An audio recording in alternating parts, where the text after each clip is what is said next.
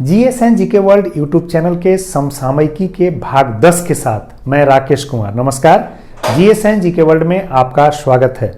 आज मैं current affairs के 10वें भाग के साथ आपके साथ हूं और मैं पहला टॉपिक जो डिस्कस करने जा रहा हूं वह जम्मू कश्मीर जो अब संघशासित राज्य हो गया है उसमें 3 नई जो भाषाएं हैं, हिंदी, कश्मीरी, डोंगरी, इसे आधिकारिक भाषा के रूप में मान्यता प्रदान की गई है ऑफिशियल लैंग्वेजेस के रूप में। आपको पता होगा कि वहां पर अभी जो है संघशासित प्रदेश जम्मू कश्मीर में विधानसभा तो है लेकिन वहां राष्ट्रपति शासन है, इसलिए वहां जो जिस तरह के भी कानून बनेंगे वहां के लिए वह भारत की संसद बनाएगी।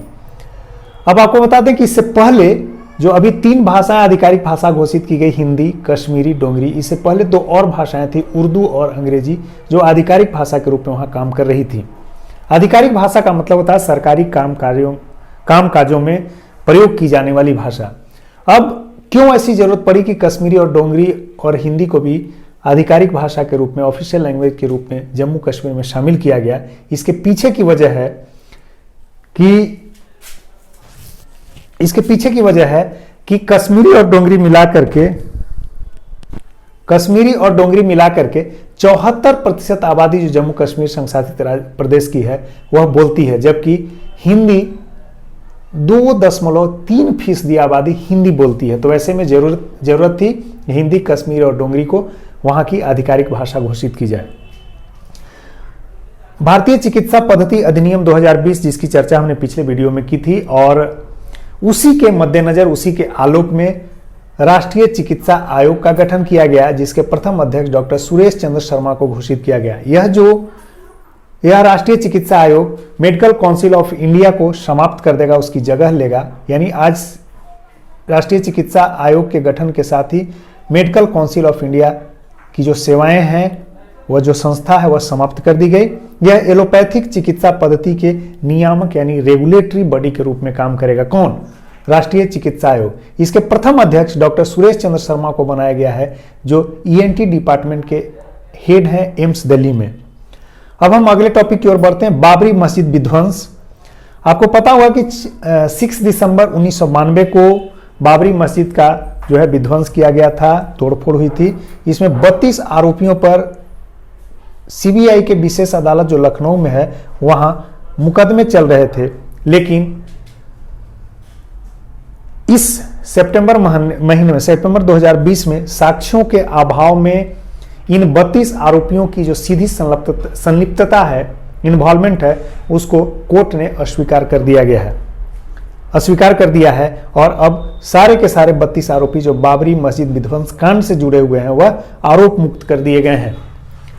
अब हम इंटरनेशनल इश्यूज या न्यूज पे आते हैं। सबसे पहले हम जानते हैं कि मॉस्को में, जो कि रसिया की राजधानी है, वहां संघाई सहयोग संगठन, कॉमनवेल्थ ऑफ इंडिपेंडेंट स्टेट यानी CIS और सामूहिक सुरक्षा संधि संगठन, कलेक्टिव सिक्योरिटी ट्रीटी ऑर्गेनाइजेशन, यानी 3 अलग अलग संगठनों की संयुक्त सम्मेलन जो है कहां हुई थी? मॉस्को में हुई थी। CSTO, SCO और CIS। अब इसमें जो है भारत संघाई सहयोग संगठन का सदस्य है, इसके अलावा बाकी 2 जो समूह है उसका सदस्य नहीं है। और यहां जो सम्मेलन हुआ था वह रक्षा मंत्रियों का सम्मेलन हुआ था। भारत की ओर से इसका प्रतिनिधित्व रक्षा मंत्री राजनाथ सिंह जी ने किया था। और आपको जानकारी के लिए बता दूं कि संघाई सहयोग संगठन में दुनिया की लगभग 40% आबादी जो है निवासित होती है। वैसे में रक्षा मंत्री श्री राजनाथ सिंह ने संघाई सहयोग संगठन से एक अपील की थी कि हमें आपस में विश्वास और सहयोग का माहौल कायम करना होगा, गैर आक्रामकता को जो है खत्म करना होगा, अंतर्राष्ट्रीय नियमों और मानदंडों का सम्मान करना होगा। इसके अलावा पारस्परिक हितों के प्रति जो है संवेदनशीलता दिखानी होगी। जो सबसे बड़ी बात उन्होंने कही कि जो मतभेद होंगे, आपसी सहयोगी जो देश हैं उसमें मतभेद को शांतिपूर्ण ढंग से समाधान के लिए जो है हमें हल खोजना होगा। रक्षा मंत्री ने अपने संबोधन में स्पष्ट किया कि जो पारंपरिक और गैर पारंपरिक खतरे हैं विश्व को, उसमें प्रमुख है वैश्विक आतंकवाद, मादक पदार्थों की तस्करी और पारगमन अपराध। इससे निपटने के लिए संस्थागत पहल करनी होगी, यानी इंस्टीट्यूशनल जो है इनिशिएशन होगा, तभी जो है सहयोगी सदस्य देश आपस में मिल करके जब संस्थागत तौर पर इसे निपटेंगे तभी निपटा जा सकता है। रक्षा मंत्री ने अभी कहा कि भारत आतंकवाद के किसी भी रूप और कहीं भी किए जाने वाली आतंकवादी घटनाओं का सीधा विरोध करता है। वैसी स्थिति में संघाई कॉरपोरेशन ऑर्गेनाइजेशन के द्वारा जो संचालित है RATS regional anti terrorism structure जो तय किया गया है आतंकवाद से लड़ने के लिए, भारत का मानना है कि इसको फंक्शनल करना बहुत जरूरी है। इसके अलावा पीस मिशन क्या है? आतंकवाद से लड़ने के लिए भारत और रूस का एक संयुक्त वार्षिक आतंकवाद रोधी अभ्यास है जिसको पीस मिशन के नाम से जाना जाता है।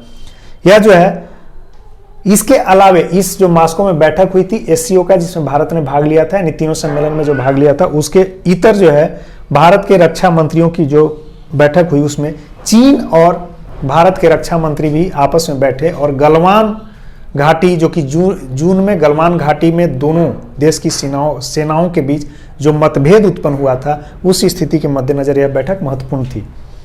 रीक के 3 देशों का संगठन है, रसिया, इंडिया, चाइना। इन 3 देशों के संगठन के विदेश मंत्रियों का जो है बैठक हुआ है मास्को में और उसकी मेजबानी रूस ने किया है और भारत की ओर से जो प्रतिनिधित्व किया S जयशंकर साहब ने किया।